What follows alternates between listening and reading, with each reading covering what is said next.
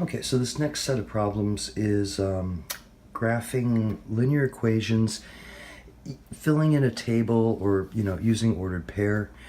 This isn't really the best way to graph linear equations. When we get a little farther in the chapter, we're going to get slopes and intercepts, and that's going to be better.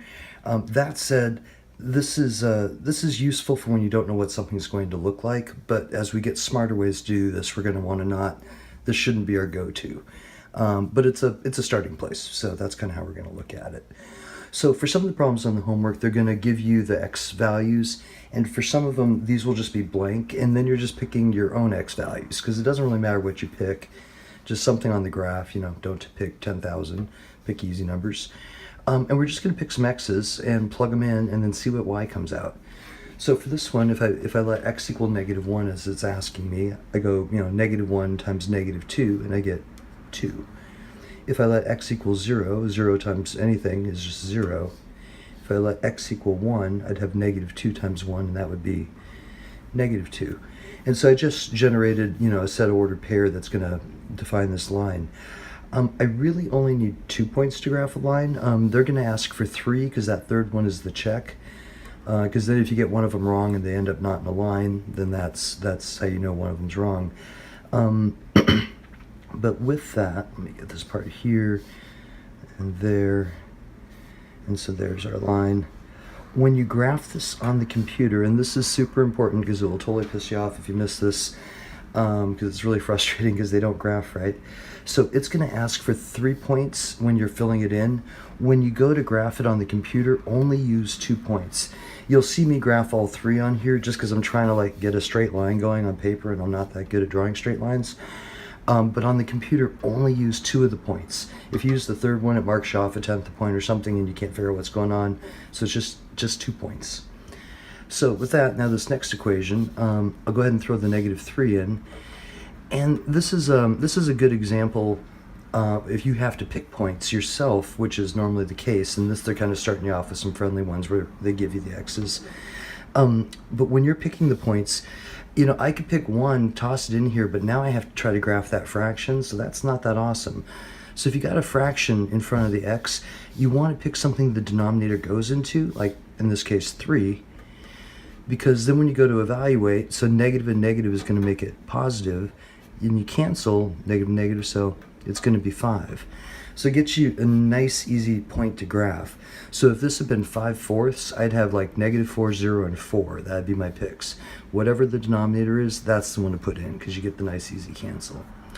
If x is 0, then 0 times who cares is still going to be 0. And then if it's 3, hopefully you can see the 3's. If I put a 3 here, they just cancel. I'm left with the -5. So that's kind of the trick to graphing the ones with a fraction. So let's see, when x is -3, y is 5, so that's up here, 0, 0. And again, on the computer, that's all you need. I'm going to get this last point just because I try to draw a straight line. There we go. And that'd be it. Same thing.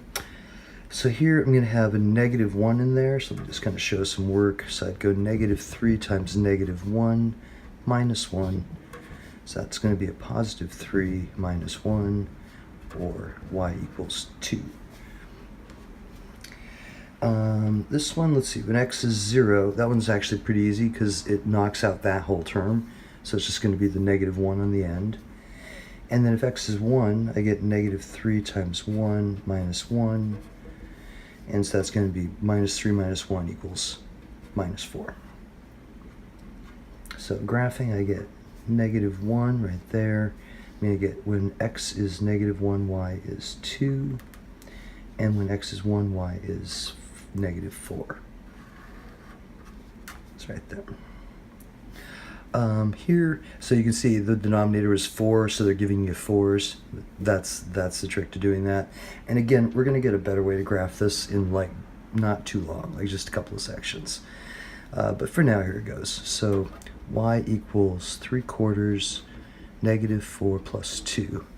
So there the 4's will cancel. It's a negative and a positive, so that means this will be a -3 plus 2 or -1. X is 0, so again that knocks out that whole term, and we're just going to get the 2 on the end. And for 4, we'd have 3/4 of 4 plus 2. So 4's cancel, and I'm left with 3 plus 2, and that will be 5. So when x is negative 4, 1, 2, 3, 4, y is negative 1. When x is 0, y is 2, and then when x is 4, y is 1, 2, 3, 4, 5. And then draw a kind of straight line, and that would be that one. So these next two are kind of the exceptions. So they look a little funny. Y equals 2. And what that means is pretty much y equals 2. It doesn't really matter what x is. Y just equals 2. So we can just throw 2's in there everywhere. And so if I graph that, when x is negative 1, y is 2. When x is 0, y is 2. And when x is 1, lo and behold, y is pretty much still 2. And so what you get is a horizontal line through 2. And so this just says it doesn't matter what x is, the y's are always 2. Something about these is you're going to see that y equals, and you're going to want to draw a vertical line because you think, y's go this way, which they do, but this says y is constant, it's always 2, and so it's the x that's varying and the y that's staying the same. So it's kind of backwards intuitive. So this is its kind of opposite, which is x is negative 3, so that just means it doesn't matter what y is, x is always going to be negative 3. So when x is negative 3, 1, 2, 3, y could be 0. When x is negative 3, y could be 1, negative 3 could be 2. So you can see x equals gets us a vertical line. So again, those two are kind of counter intuitive, but that is what they do. So that wraps up the plotting by kind of plugging into the equation.